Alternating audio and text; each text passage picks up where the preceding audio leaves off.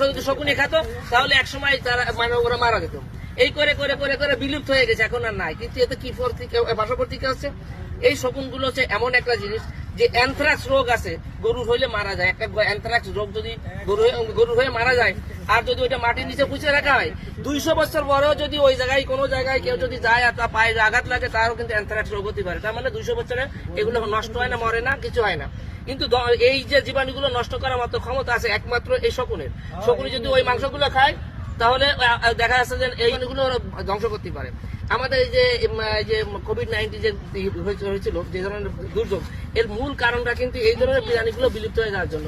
অর্থাৎ এই যে জীবাণুগুলো আমাদের প্রভাব বিস্তার করবে, সেই জীবাণুগুলো যখন এই সমস্ত প্রাণীতে ধ্বংস করে দিতে পারতো, সেই যারা ধ্বংস করবে তারাই কিন্তু তাদেরকে মেরে ফেলাচ্ছে, সেই জন্য ধ্বংস করতে পারে না।